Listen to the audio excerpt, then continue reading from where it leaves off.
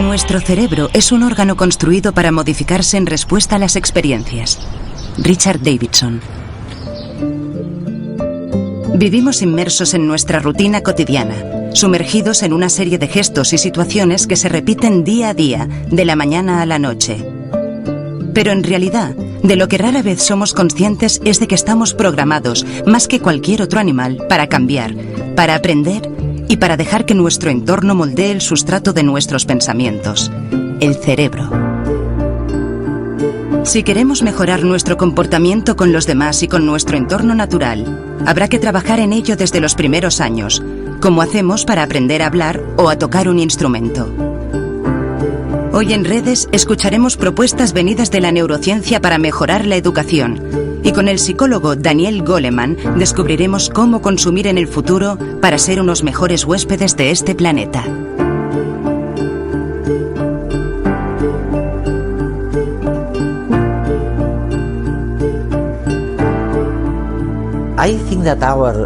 Creo que nuestros telespectadores nos agradecerían que les resumamos lo que esperamos de la inteligencia social y emocional aplicada a las escuelas, a los niños, a la infancia, en pocas palabras. ¿Qué significa en unas pocas palabras? ¿Cuál es la verdadera revolución de este cambio? Ha sido uno de los grandes investigadores que ha aplicado esta práctica en los Estados Unidos. ¿Qué significa todo eso? El tipo de habilidades de las que hablamos incluyen habilidades para aprender a dominar las emociones, en concreto la capacidad de controlar las emociones negativas, para que cuando ocurre una adversidad, éstas no persistan más de lo necesario. Las personas, y los niños concretamente, pueden aprender a disipar estas emociones negativas para volver al estado inicial. Es algo muy importante, porque cuando las emociones perturbadoras se producen en la mente, interfieren con la capacidad de aprender de los niños. Por consiguiente, la habilidad de controlar las emociones es crucial para ayudar a que los niños aprendan mejor. Otra habilidad consiste en aprender a prestar atención de una manera mejor. Aprender a concentrarse. Lo más importante que hemos aprendido sobre el cerebro en la última década es que es el órgano que está construido para cambiar como respuesta a la experiencia. Es el responsable del aprendizaje. Y sabemos que el cerebro, especialmente al principio de nuestra vida, es mucho más susceptible a cualquier influencia de lo que será más tarde. De modo que realmente lo que está sugiriendo es que podemos gestionar las emociones. Otra cosa importante sería aceptar que realmente nuestro cerebro puede cambiar, puede aprender. Y esto es difícil, porque normalmente para aprender tienes que estar dispuesto a cambiar de opinión. Y las personas no aceptan fácilmente cambiar de opinión. Bueno, una de las consideraciones importantes es que el cerebro siempre está cambiando. Tanto si nos gusta como si no. Tanto si pretendemos que cambie como si no. A todos nos influye el entorno, la cultura, el contexto en el que residimos, el tipo de educación que recibimos, nuestra biología también. Y nuestra biología. Todas esas cosas nos influyen, pero el cerebro está cambiando constantemente. Y lo que este trabajo sugiere es que podemos responsabilizarnos más de nuestro propio cerebro. Y podemos desarrollar condiciones más positivas que permitirán que cambie de maneras que resulten más beneficiosas.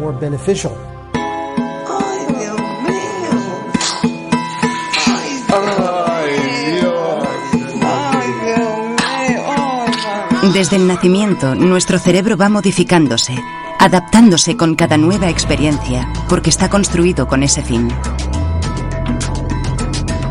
Cada evento, cada suceso bueno y malo, va dejando su huella en el cerebro, creando a su paso un camino neuronal. Puede que ello nos haga sentir víctimas de nuestro pasado, el cual ha trazado caminos neuronales demasiado trillados, demasiado hondos, que nos hacen reaccionar automáticamente. Sin embargo, lo que realmente supone es que somos los dueños y responsables de nuestra vida y nuestra mente. Dado que la mente es maleable y la plasticidad cerebral algo aceptado y demostrado, por la misma razón, cualquier cambio en la conducta afectará a nuestro cerebro, modificando su función y, por último, su estructura. Si optamos conscientemente por promover cambios positivos en nuestro cerebro, cultivando hábitos sociales y emocionales apropiados en nosotros y en nuestros hijos, podremos aprender a regular mejor nuestras emociones. Lo que significa no permanecer en las emociones negativas más allá de lo que es sano y saludable, y fomentar las positivas, como la empatía, la compasión y la cooperación. Cualidades que, si antes eran entendidas como dones personales, ahora, según esta perspectiva, pueden verse como habilidades adquiribles por todo el mundo con el entrenamiento adecuado. ¿Habéis podido evaluar o examinar alguna de estas experiencias educativas, algunas de estas reformas? Hemos trabajado en el laboratorio analizando tipos de intervenciones muy específicas que se pueden diseñar. Por ejemplo, para aumentar la cooperación y la compasión y el altruismo. Y luego hemos estudiado la manera en la que esto cambia el cerebro durante la adolescencia. Y resulta que con solamente 2 semanas de entrenamiento... 2 semanas. 2 semanas en la que se practica 30 minutos al día. Pues bien, con esto basta para poder detectar cambios que suceden en el cerebro tras solamente 2 semanas. ¿Y te refieres a asuntos como el altruismo, nada menos, y la compasión? Hay cambios específicos en el cerebro que están asociados con los cambios en el altruismo y que se pueden medir conductualmente. Y todo lo que sabemos sobre el cerebro nos indica que cuanto antes se realice la intervención, tanto mejor, porque habrá más probabilidades de que sus consecuencias persistan durante un periodo de tiempo más largo. Y para este asunto de enseñar más altruismo, menos violencia, más empatía, ¿a qué edad crees que es más efectivo? Basándome en lo que sabemos sobre el cerebro, las intervenciones que se producen antes de la adolescencia tienen un impacto mucho más duradero que las que se producen después de la adolescencia. Sabemos, por ejemplo, que una de las partes más críticas del cerebro a la hora de controlar las emociones es la corteza prefrontal, una región situada en la parte delantera del cerebro. Y sigue desarrollándose hasta un poco después de la adolescencia, hasta los 20 años aproximadamente. 20, 25 años. Sí. De manera que las intervenciones que se produzcan antes de eso serán más útiles. Además, es muy probable que haya una gran transición entre los 5 y los 7 años de edad en los humanos. Hay muchos motivos para creer también que las intervenciones que se hagan antes de esa transición serán especialmente eficaces a la hora de sentar las bases con habilidades que, si persisten, permitirán otras habilidades que se asienten en ellas. Es como una especie de andamiaje. Hay una necesidad acuciante de investigar más en este campo, porque apenas se han realizado estudios sobre la influencia del aprendizaje social y emocional en el cerebro.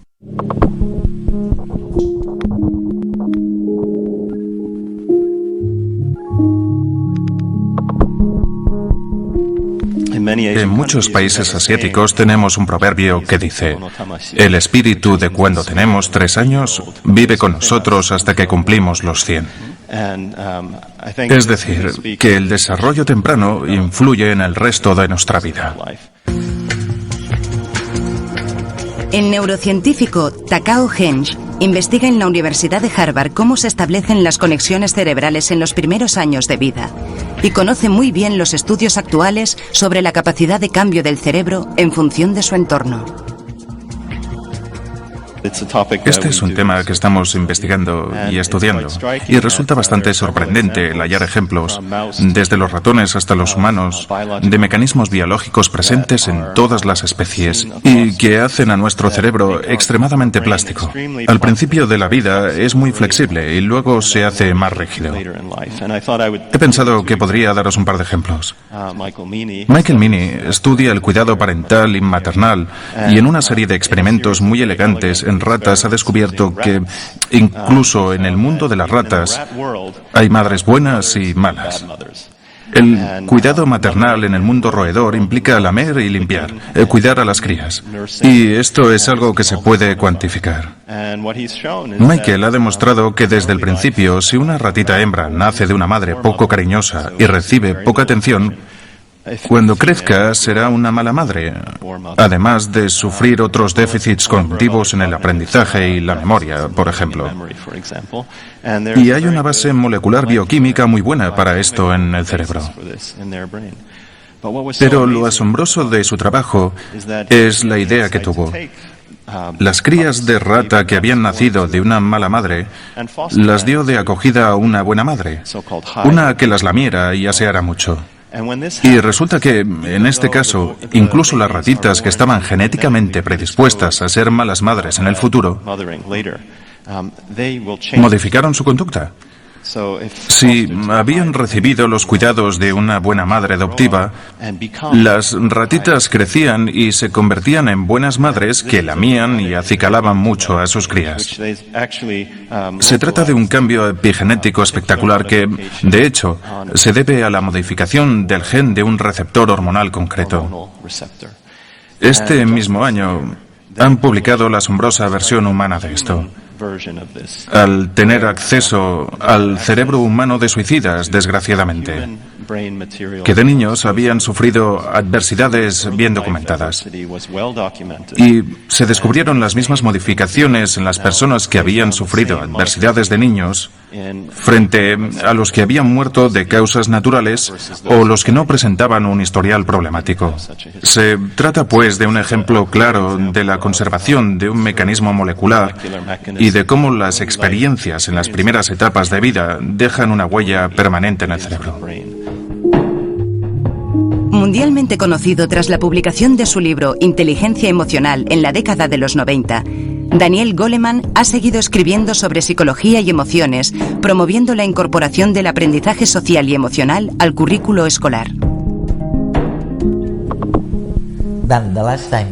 La última vez que nos vimos, Dan, fue en tu casa en Massachusetts. Y fue justo después de aquel éxito increíble que tuviste en todo el mundo. En aquella época fue realmente increíble, con tu libro La inteligencia emocional. Sí, sí. Coincidió con un momento en que se vivía un cierto desencanto. Había menos expectativas en cuanto a las posibilidades de cambiar el mundo directamente. A través de la política, digamos. Y quizás una mejor forma de conseguirlo era aprender a manejar las propias emociones. Y una vez asumido por todos nosotros, por nuestra audiencia también, que podemos gestionar nuestras propias emociones, que podemos gestionar lo que tenemos dentro de nosotros, nos hablas ahora de la tradición contemplativa, de los budistas como el Dalai Lama, que lo han estado haciendo durante décadas. Sí, eso es. Y tú preguntas muy acertadamente, ¿podemos aprovechar algo de su experiencia? ¿De aquello? Sí, yo estoy participando en esta conferencia con el Mind and Life Institute, que es un instituto que trabaja con el Dalai Lama. Se trata de un grupo de neurocientíficos que estudian las tradiciones antiguas de una filosofía y práctica como el budismo a fin de ver qué estrategias tienen para apaciguar la mente, para ser más compasivos, para aprender a concentrarse concentrarse, lo que nos dijo el Dalai a los científicos fue: tomad estos métodos, sacadlos del contexto religioso, estudiadlos muy a fondo y si pueden ser de alguna ayuda para la gente, difundidlos por todas partes. Ahora estamos descubriendo que enseñar habilidades sociales y emocionales a los niños desde que tienen 5 años hasta la universidad es muy eficaz. Los vuelve mucho más cívicos, mucho mejores estudiantes. Es un error pensar que la cognición y las emociones son dos cosas totalmente separadas. Es la misma área cerebral. De modo que ayudar a los niños a gestionar mejor sus emociones significa que pueden aprender mejor. Ahora estamos estudiando los métodos contemplativos que se han venido utilizando durante siglos. Y en el catolicismo también, por cierto, no solo en el budismo. Toda gran religión ha utilizado alguna vez algún tipo de práctica contemplativa de desarrollo de la mente. Nosotros lo estamos estudiando para ver si podemos aprovecharlo y hacer algo por los niños para ayudarles a concentrarse. Hoy en día los niños y también sus padres son muy dispersos y necesitan más ayuda con esas habilidades. Hoy en día probablemente haya solo una docena de currículos escolares que enseñen a los niños mindfulness, que les enseñen a concentrarse mejor, a focalizar, a hacer introspección y a ser más compasivos. Se trata de programas piloto. Desde 1995, cuando escribí La inteligencia emocional, ha habido cientos de programas sobre aprendizaje social y emocional y creo que va a ocurrir lo mismo con este campo. ¿Es verdad? En la próxima década.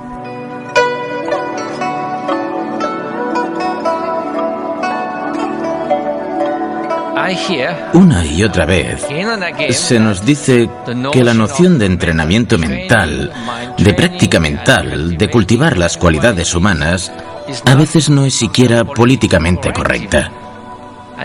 Y eso es sorprendente. No nos importa dedicar 15 años a la educación, si tenemos acceso a ella, o a la formación profesional. Nadie espera montar en bicicleta o jugar al ajedrez o tocar el piano sin un mínimo de disciplina y práctica. Sin embargo, a la que hablamos de entrenamiento mental lo equiparamos al lavado de cerebro. Es muy extraño. ¿Qué es la libertad? ¿Acaso no es la sensación de tener cierto control sobre la propia vida? De modo que el control sobre nuestra vida es casi equivalente a la libertad. Control no significa restricción.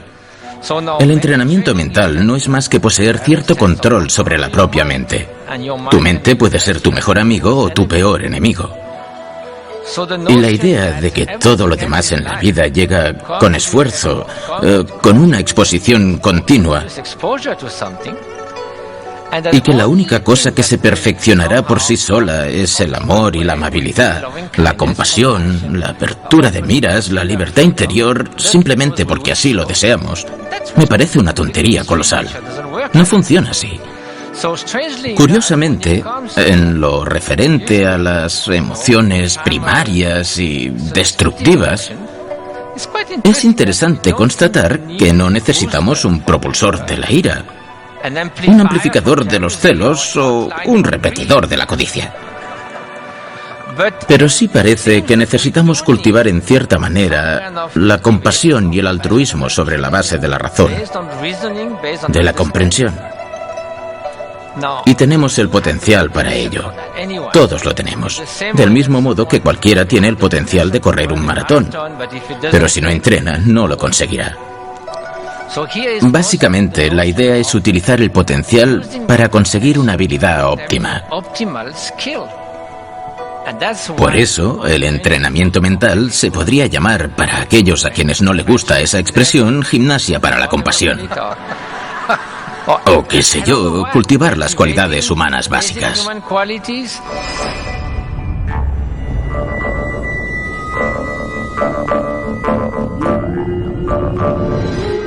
En 1921, Albert Einstein nos recordaba que el ser humano es también una parte del todo que llamamos universo.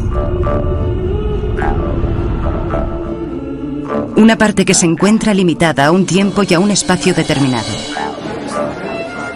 Es decir, que nacemos en un momento determinado y morimos en otro. Lo que ocurre en medio es a lo que llamamos vida, y que nacemos en un lugar preciso que determinará lo que será nuestra historia personal. Dice que el hombre se experimenta a sí mismo, a sus pensamientos y a sus sentimientos, como si él fuera algo separado del resto del mundo, separado de los demás. Es como si su conciencia le hubiera hecho la jugarreta de crear una ilusión óptica de sí mismo y viviera inmersa en ella. Esa ilusión al final se acaba convirtiendo en algo así como una prisión, ya que nos restringe a la hora de entender el mundo que nos rodea y desenvolvernos en él. Nos limita a que vivamos solo unos pocos deseos personales que en gran medida dependen del entorno y la época en que nacimos, olvidando que podemos dar cabida en nuestra mente a otras muchas posibilidades. Esta ilusión también confina nuestro amor a unas pocas personas de nuestro entorno por las que sentimos afecto, como si el resto del mundo no existiera.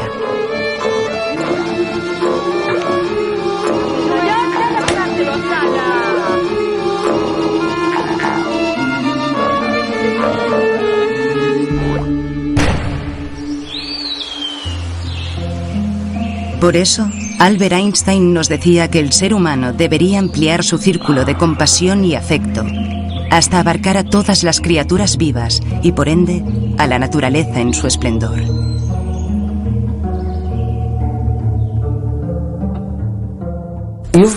Recientemente has presentado otra idea nueva. Iba a decir que se trata de una idea tan utópica como lo fue en su día la inteligencia emocional.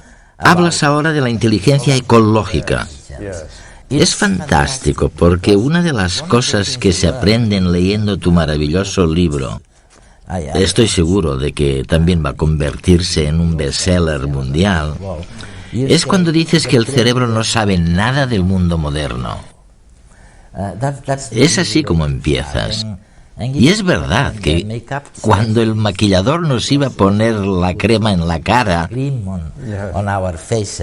tú has preguntado por el ciclo de vida de este producto en concreto. ¿Cuál es el ciclo de vida? Lo que quería saber concretamente es qué sustancias químicas se han utilizado para hacer la crema. Si te fijas en el champú que utilizas, si constan los ingredientes, verás que pueden haber utilizado hasta 50 ingredientes para fabricar un champú, y cada uno es una sustancia química distinta. Hoy en día puedes mirar esa lista y los estudios médicos y descubrir que un componente puede provocar cáncer en ratones, otro provocar asma, etc. Y en eso consiste esta nueva ciencia. De una lista de 100 champúes te puede indicar cuál es más seguro y cuál es más peligroso. Esta información es nueva y es muy poderosa. Puede hacer lo mismo con todo lo que compramos, con cualquier artículo del supermercado. Un detergente, un juguete infantil, la ropa que llevamos. Todo tiene su historia y existe una ciencia nueva que toma cualquier objeto, cualquier producto y que, desde el primer minuto de obtención del material, de su fabricación y transporte, miden con suma precisión el impacto que tiene en el entorno, el grado de toxicidad para el agua y el suelo, para nuestra propia salud, para las personas que los han fabricado, para nuestros hijos cuando los traemos a casa, y les dan una puntuación basada en datos científicos. Ahora podemos encontrar esas puntuaciones en las tiendas. De hecho, la principal cadena de supermercados de Estados Unidos dice que lo va a hacer dentro de 2 semanas.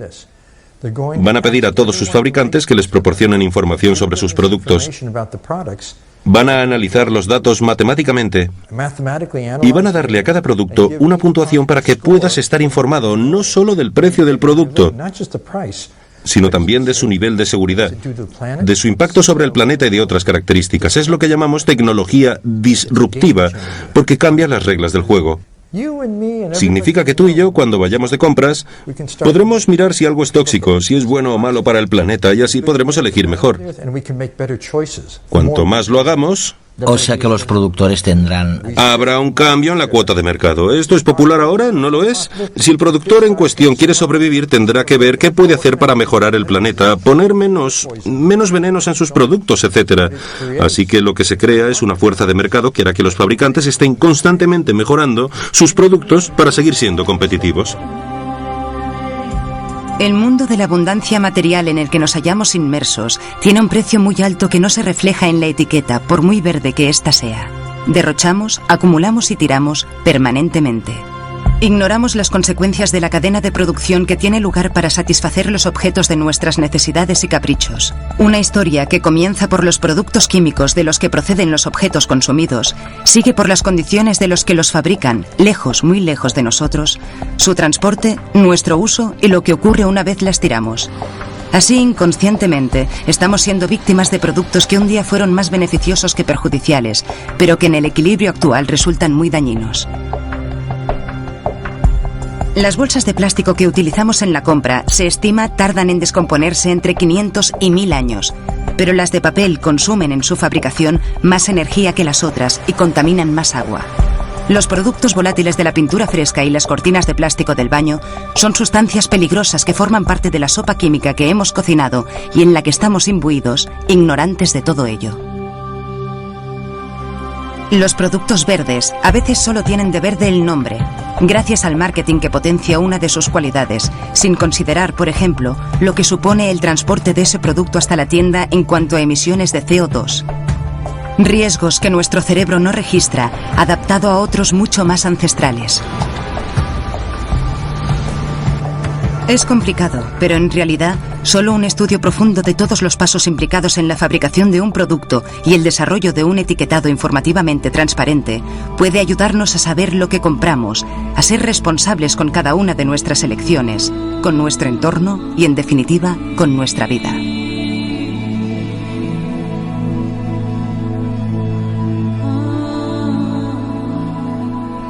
¿Cuántos años hace que publicaste La inteligencia emocional? En 1995. En 1995, o sea, 15 años.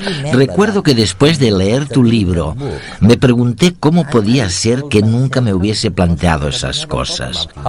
Y ahora que te oigo hablar de inteligencia ecológica... Sí, parece obvio, ¿eh? Parece evidente, ¿no? Sí, no nos habíamos dado cuenta. Ahora está ocurriendo y van a cambiar las cosas. Si conoces a algún fabricante o minorista, deberían tener en cuenta todo esto porque va a cambiar drásticamente la forma de funcionar el mercado. Y si quieren sobrevivir tendrán que adelantarse a todos estos cambios. Lo que resulta más fabuloso de todo eso es que no es culpa de las multinacionales, ni siquiera de los gobiernos. Es nuestra ignorancia. Eso es nuestra ignorancia, pero también el que la ciencia no estuviera ahí. Todo lo que utilizamos hoy en día, la forma de fabricar, las sustancias químicas que utilizamos, todo eso se desarrolló en una época en que no conocíamos sus efectos. Ahora tenemos una nueva ciencia, una nueva lupa que enfoca los productos y nos dice con gran precisión cuáles son sus efectos. Pero además es una inmensa oportunidad empresarial. Tenemos que reinventarlo todo, tenemos que replanteárnoslo todo para reducir el impacto negativo sobre el planeta y sobre nosotros mismos. La religión indígena de los japoneses, el sintoísmo, respeta la naturaleza y los árboles. Y los indígenas americanos también hablaban de la tierra como la madre tierra, ¿no? Creo que esa tradición o concepto tiene muchísima relevancia en los tiempos modernos.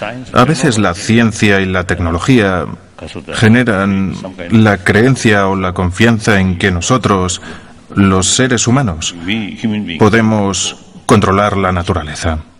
Pero si miramos al mundo en su conjunto, no podemos controlarlo, como con el calentamiento global. Realmente deberíamos preocuparnos de la naturaleza y respetarla. En último término, somos una proyección de la naturaleza. ¿Acaso hay algo más necesario que una sociedad más altruista? Mathieu Ricard.